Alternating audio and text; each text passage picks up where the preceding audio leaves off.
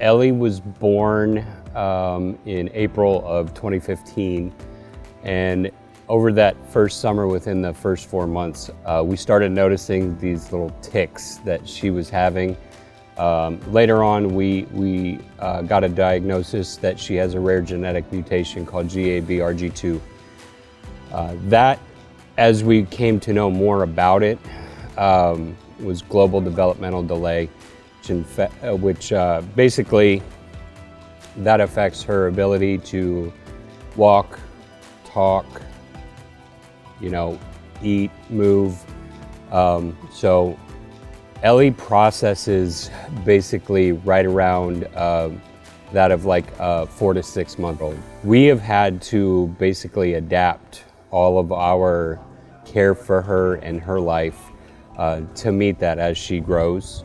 Ellie first was introduced to like a high-tech AAC device around 18 months of age. The speech therapist that she was seeing at the time had her doctorate in AAC, and she mentioned trying like a high-tech eye gaze device with Ellie.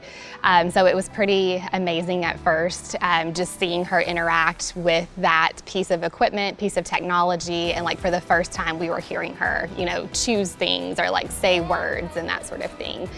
That therapist left and we were discharged from therapy, and then eye gaze kind of fell to the wayside a little bit, and as therapists got to know her, they tried more low-tech things like switch access and cause and effect kind of things. I really started to think about advocating for an eye gaze device. It just took a lot of talking to the therapist, educating them on what Ellie could do, and not necessarily focusing on, well, first she needs to master, switch access, or first she needs to do like touch access. So I think it's really important not to like hold back eye gaze that's more like high tech, and giving them that opportunity. With her communication, the challenge has been to adapt to what her abilities are. What has helped with that, and plus with her cortical vision impairment, is tailoring the device that we have now to help her communicate in small form, so that way she is able to have choice. She is able to do things now that she was not able to do before. She can identify her family, she can identify things in her world. So that's a really good step for her. The camera on the GridPad 13 has been amazing for her. She can rock, she can be herself in her own body, and it still tracks her eyes really well. But I love that with the vocabulary, it's so easy to add navigation buttons that are high contrast for her, and it gives her more, control of her environment. She can pull up song choices.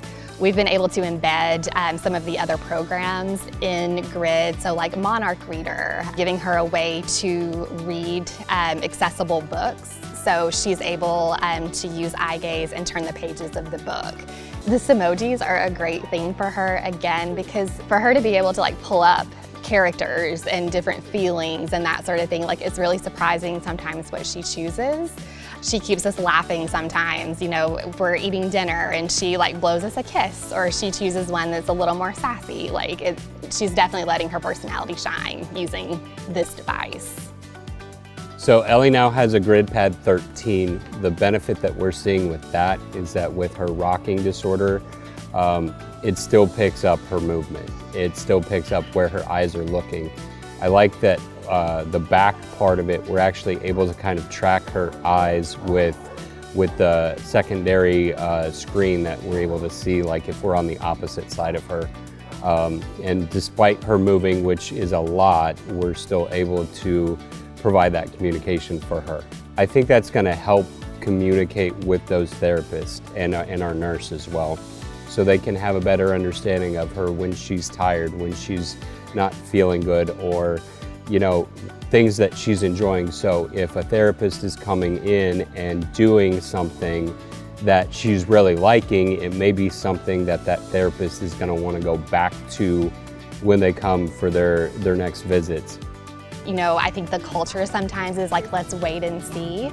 But I would say the moment that you feel like your child or your loved one might benefit from assistive technology or AAC, reach out and get connected with someone who can support you and start trying those options. I feel like it's a whole world just waiting to be unlocked, and let them show us their potential.